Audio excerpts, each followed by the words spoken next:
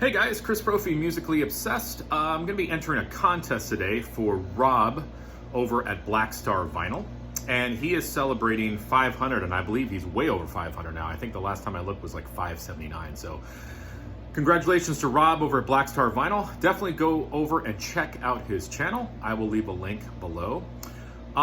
So interesting contest. This is all revolving around the number 5. Well, most of it, the last question isn't, but. So, the first part, he wants us to talk about 5 favorite vocalists, 5 favorite guitar players, 5 favorite bassists, and 5 favorite drummers. Now, it wasn't that this was difficult, but a lot of times I don't think in those terms. Like, I don't really, like when I'm listening to music, I never think to myself, oh yeah, that's like a top, I would put that drummer or that guitarist in my top 5 or whatever. I don't really think that way. I just sort of think of like, hey, yeah, I like that drummer, or yeah, that vocalist has an amazing voice. And I never really think about ranking them. So these types of questions are always a little tough for me because I love so many singers and so many guitarists and so many bassists. And a lot of times, I might not like them for maybe their ability, but maybe just the feeling that they put into their music. So, this was this is one of those questions where, like, if you ask me 2 days from now, I might have different answers. But this is what I'm answering today. So here we go. 5 favorite vocalists. I'm going with Ian Gillan, Frank Sinatra, Ronnie James Dio, Paul Stanley, and Joan Baez. For all different reasons. I mean, Ian Gillan, talk about somebody who can scream like a banshee. Frank Sinatra, the man can sing anything. Ronnie James Dio, like one of the metal pioneers vocally. Just his range. Paul Stanley, not just for his vocals, but his showmanship. I mean, Paul Stanley is the ultimate frontman. And Joan Baez, I mean, who's got a prettier voice than Joan? So now we're going to move into 5 favorite guitar players. Zappa, Jerry Garcia, Greg Ginn of Black Flag, Johnny Cash, and Tony Iommi from Sabbath. The one I'm going to talk about is Johnny Cash, because a lot of people might not think Johnny Cash as an amazing guitarist. I'm not saying he's an amazing guitarist. Here's what I'm going to say about Johnny Cash. His picking style with his fingers, the simplicity behind his playing, and the fact that when it's just his voice and his guitar, he is able to present an emotion to the listeners. And that is really all he needs as a backdrop, is just his guitar. And there's not many players who just need a guitar. And I think Johnny Cash does just enough, and what he does on the guitar is perfect. And he definitely has like a unique picking style with his thumb hitting that bass note. So yeah, definitely I'm putting Johnny Cash in my 5 favorite guitar players. And a lot of my guitar playing is influenced by Johnny Cash as well. All right, now we're moving into 5 favorite bassists. Steve Harris, Maiden. Love that popping bass sound. Geddy Lee, Rush. Enough said. Chuck Dukowski, from Black Flag, but he was also in the band Swa, and he was also in the band Worm. Versatile bass player. Mike Watt from the Minutemen. Here's one that might throw you. Gene Simmons from Kiss. Yes, listen to Gene's bass lines. Sometimes they're a little hidden in the mix, but he's got some very unique bass lines. And you listen to them and you're like, yeah, that's just not following the guitar. Like, he's doing some interesting bass stuff, for me anyways. So I'm going to put him in my top 5 bassists. Now, 5 favorite drummers. Got to go Bill Stevenson, from The Descendants, from Black Flag, from Only Crime. I mean, the guy's a god. Dave Lombardo from Slayer. I mean, I can't think of anybody else who plays the double bass as good as him. Neil Peart, Rush. John Densmore from The Doors. Think about, we talk about feeling and emotion in music. Listen to what he does in the song The End. it's nothing crazy, but the emotion he creates and sort of that rhythm, and I like his jazzy drumming. It also at times is a little tribal. I like that about him.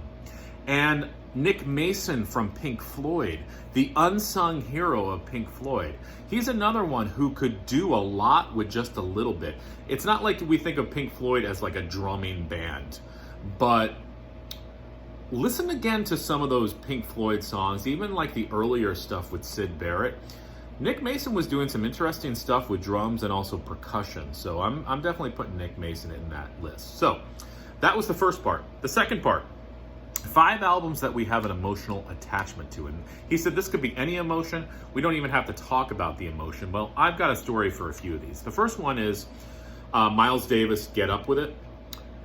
When my kids were young, I'm talking like real young, like on a bottle, I remember getting up in the middle of the night and putting this on a CD player and feeding them their bottle in the middle of the night. And there was something about being up at like 2 o'clock in the morning, having my child in my arms and listening to Miles Davis. This will always have a special place in my heart.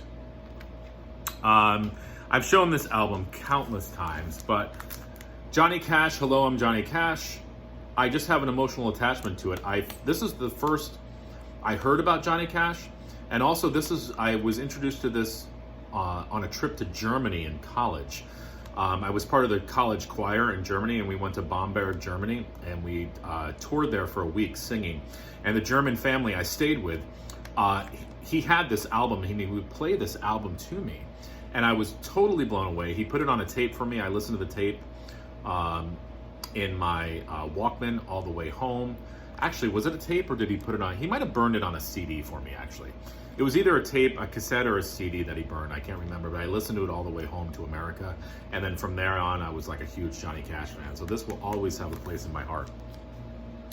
You guys know I love Broadway show tunes, and this is an album I've shown before called Working.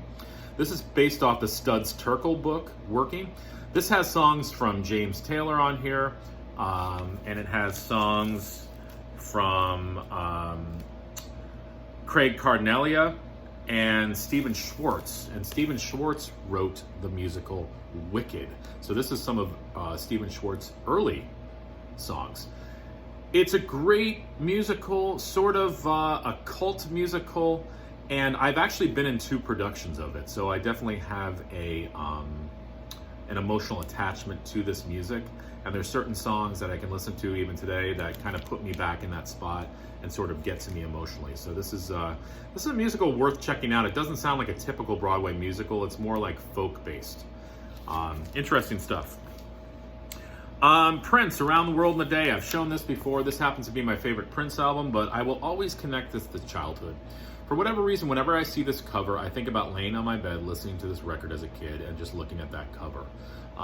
Hearing Raspberry Beret, it just brings me back to childhood. And the last album, I gotta thank Shannon D, because she just did a whole video on this album, and I think it resonated with me.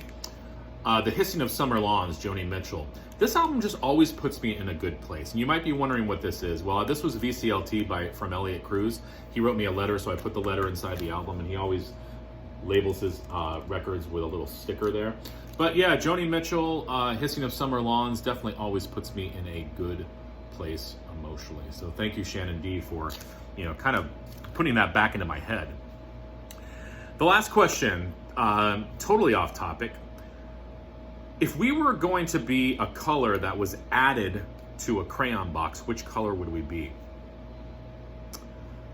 I would be burnt sienna. And you know why? Here's a little secret. As a kid, I burned down a shed when I was a kid. Yeah, stupid stuff we do. My friend and I were playing around with fire in the shed, and we thought it was out. So we left. Needless to say, this whole freaking shed burned down. And my parents were flipping out, like, oh my God, we've got a pyro on our hands. I remember as a kid having to go to the fire department, and they were showing me videos of like people burning, probably to sort of get into my head like this is not something you should be doing. So yeah, that was, talk about stupid things we do as kids. I burned down a shed when I was a kid. My own kids still love to hear that story. But so, along with fire and that whole word burnt, I would be burnt sienna. Luckily, I wasn't in that fire, or I literally would have been burnt sienna. All right, guys, so head on over to Black Star Vinyl. Check Rob out, and congratulations, Rob. Again, this was a great contest. Congratulations on your 500 plus subscribers. Enjoy your day.